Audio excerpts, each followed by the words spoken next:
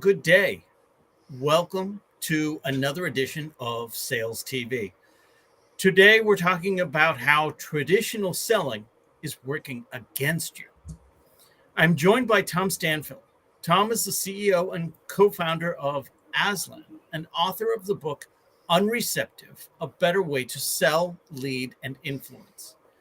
Tom has revolutionized the sales strategies for major industry players like HP, Johnson & Johnson, Cisco, and FedEx, guiding them through the seismic shifts in the sales landscape. Tom, welcome. Thanks, Please tell Rob. us a little bit about yourself and your journey into sales and where you are today. Well, thank you, Rob, and thanks for having me on the show. Excited about the Sales TV. I was first introduced to it when you guys reached out to me and wanted to have me on the show. So thank you. So my journey in sales is, as I was telling a group of sales professionals last week as I was leading a workshop, which I like to do from time to time, is that I've always been 100% commission salesperson, even before I graduated college. So I'm not an academic, although I've read a lot of books. I've learned everything from actually practicing the art of selling and trying to feed my family, which is a large family, and being successful in sales. And I've worked myself, worked my way up into sales leadership. And then through a couple of cool things that happened, ended up starting my own sales training firm, which now I've traveled. I mean, we've been over, I think 30, last count is 42 countries. We've delivered our program in 42 countries, trained, I'm sure, well over 100,000 people. And so I think the main thing that I focus on really in running the organization is how do we learn from the people who are out there doing it every day, and what do they do that works, which is really where the book came from. So let's jump right into it then. Mm-hmm. What do you mean when you say traditional selling is working against you? I mean, this is what I was trained to do. Yeah, that's what. Yeah, and this is the thing about selling and influence. It's like what works is so counterintuitive, and I'm not really sure why, but it's like our intuition about how to build relationships and how to influence and how to impress people and are typically you backfire. But when you think about traditional selling, so traditional selling is the idea you go to court. Right? If I need to go to court and win an argument. It's a logical argument. You know, you have an opinion and I have an opinion. And if I come up with the best argument, someone will rule and say that's the best argument. And therefore we're going to adopt Tom's recommendation because it's the most sound, logical recommendation. And that's the traditional approach, right? Or the other traditional approach is work really hard, right? Which I'm all for, working hard. But if I'm not hitting my number, I need to work harder. And I need to make better arguments and have better value prop and have better case studies. And here's the problem.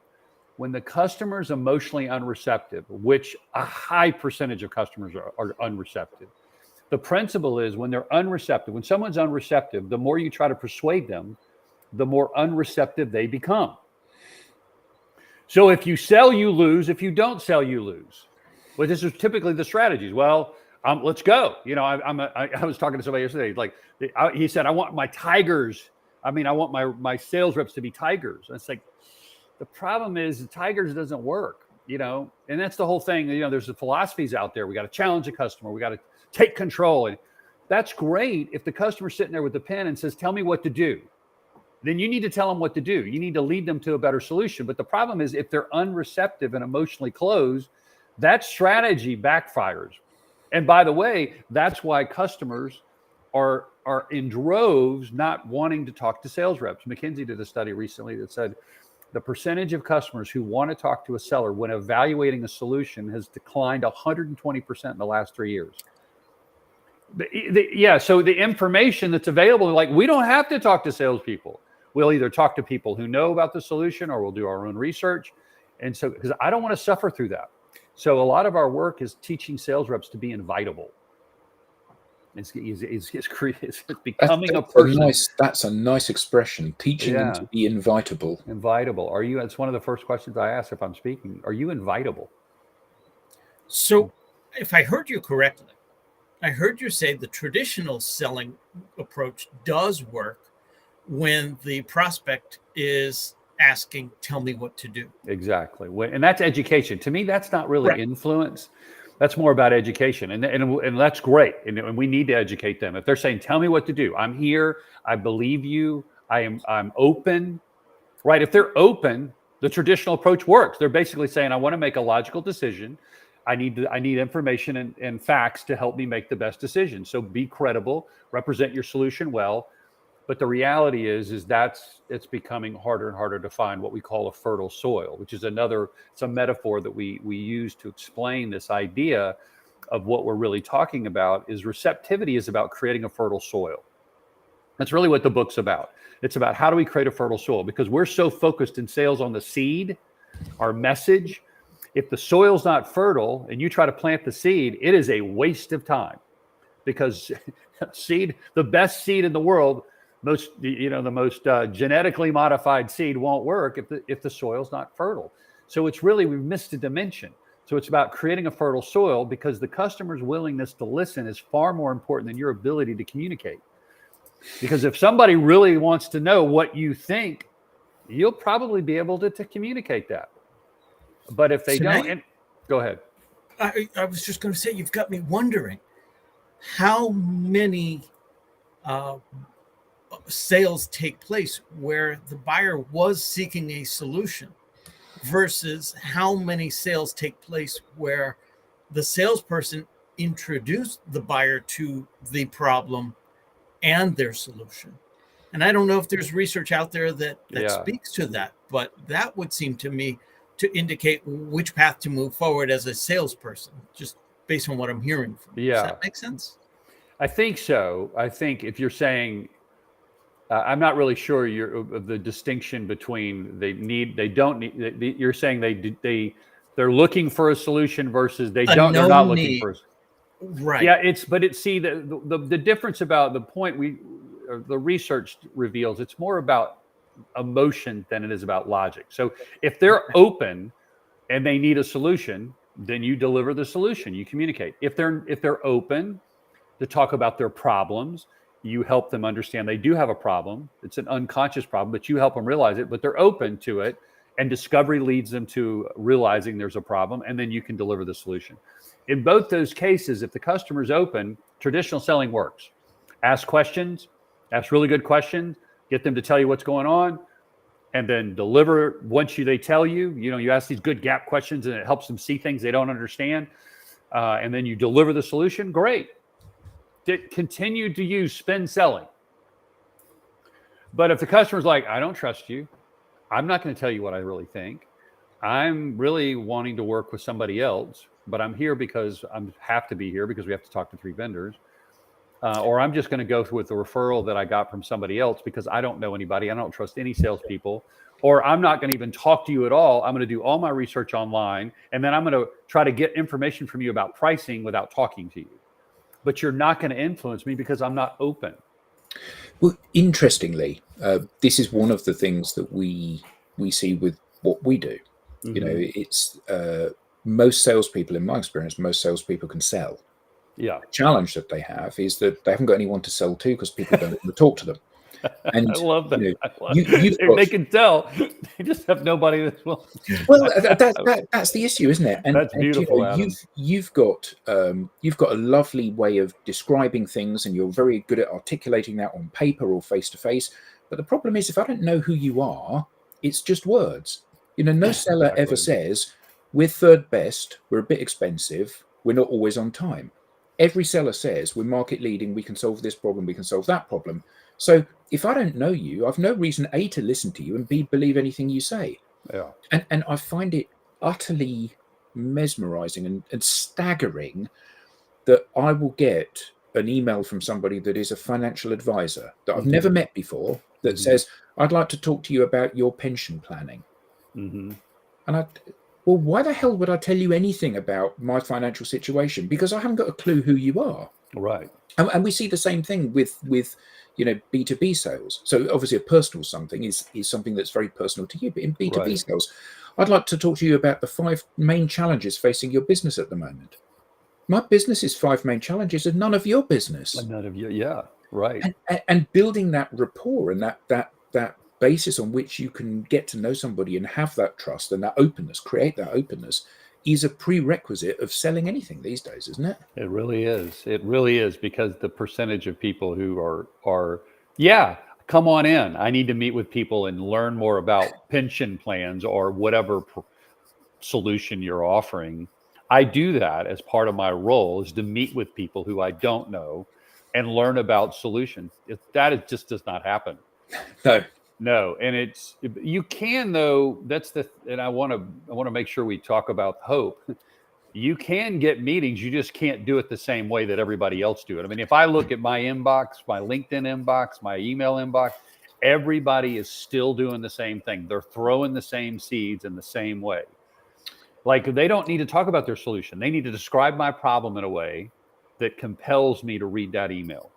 But that's the problem, isn't it? The problem is that if I met you in the line at a coffee shop, or I met you at a networking event, or Rob introduces me to you, right, there's already a degree of that interpersonal connection. Now, I know that meeting people in the line of a coffee shop, which is emotional.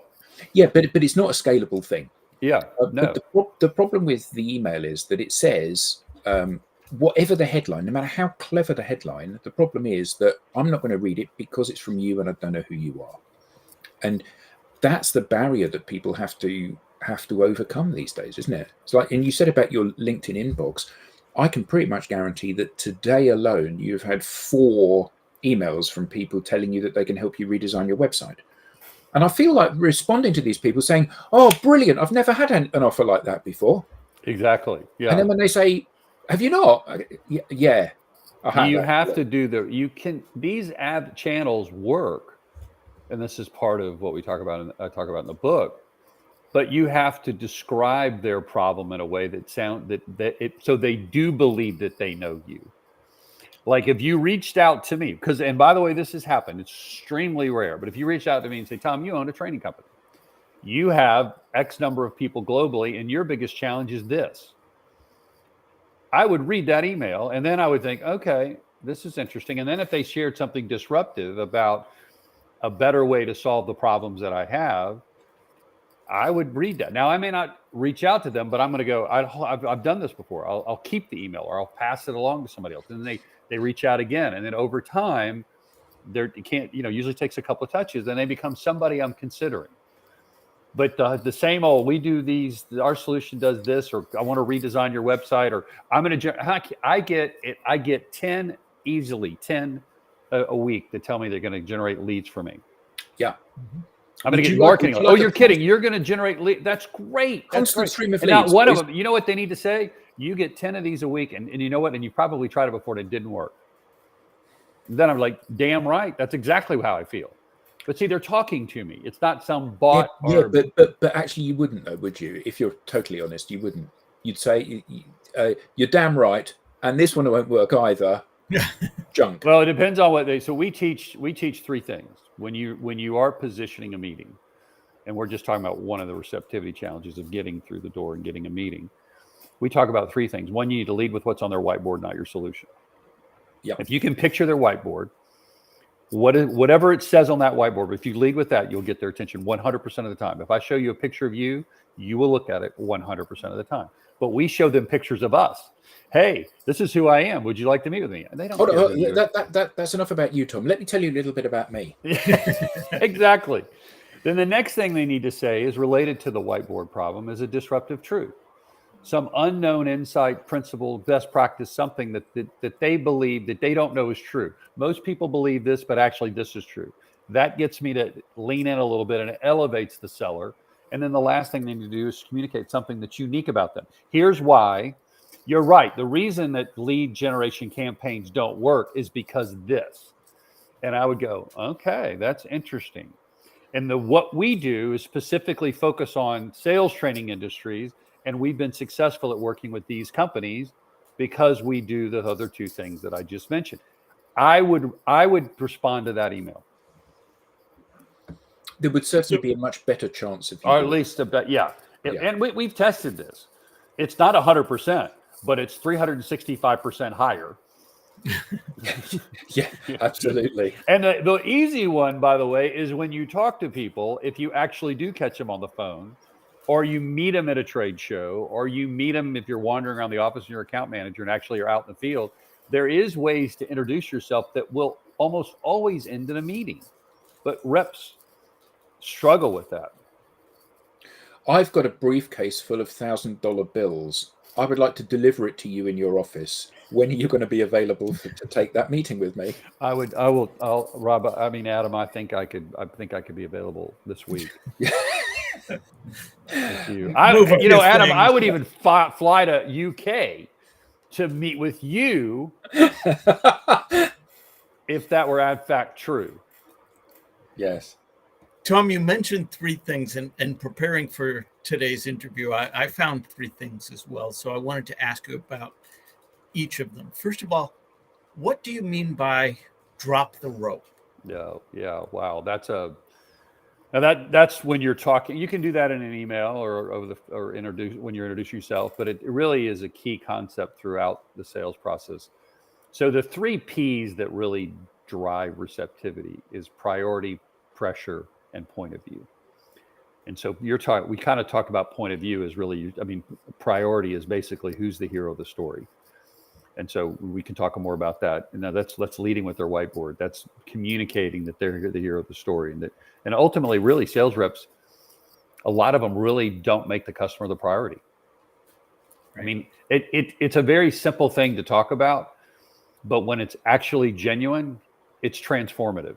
When you really are saying things about the customer and communicating, like Adam said, hey, here are the gaps in our solution, and here's why you may not need us, and here's why you might need us, and here's what we want. We're designed to meet these needs, and my goal is genuinely to figure out if we can help you meet this need. If we can't, genuinely, I don't want to work with you. I'm an orthopedic surgeon and I do knee surgery, and I only do these kinds of knee surgeries. So if you don't need that, I don't want to work with you. So that's the priority piece. But the pressure piece, which is the drop the rope, comes from this idea of the tug of war principle. And that when we're in sales, because we have sales rep on our title, or because there's a commission involved or assumed commission involved, there's going to be a tug of war. You're going to try to get me to do something, and instinctually, I'm going to pull back. It's just the way we're wired. When we feel like people are trying to force us to do something, we always resist. I saw a picture of a sign that said, do not throw rocks at this sign. It was just belted with rock. Like nobody would have thrown rocks at the sign until you told them not to throw rocks at the sign. And so what we teach them is you want to eliminate pressure for not only the customer, but for you as a seller, and make both people need to be comfortable by dropping the rope and saying things like, I don't know if you need what I sell. I don't know you. We just met. I said this in a presentation the other day. I said, look, this is our second meeting. I've spent 30 minutes with you. I'm going to share with you what we've learned and what we believe are the best practices related to solving the problem that you mentioned. But I don't know if you need ASLAN, but this is our take on what's required to solve the problem and and achieve. This is what our experience says. So my goal in this presentation is not to sell you, and I mean that. My goal is to share with you what we've learned over the last 30 years doing this. And if it turns out that you think we're a fit, we'd love to work with you. Now, if I say that in a genuine way, everybody gets comfortable. I get comfortable. If I say, hey, if now's a good time, I'd like to learn more about, and they say now's not a good time. Great. Well, why don't we set up another time? They're like, no, wait, I was just saying that to get rid of you. You mean, and the reality is we have no control. Control is just an illusion. But when we trade the illusion of control for the opportunity to influence, it's like now we have a chance.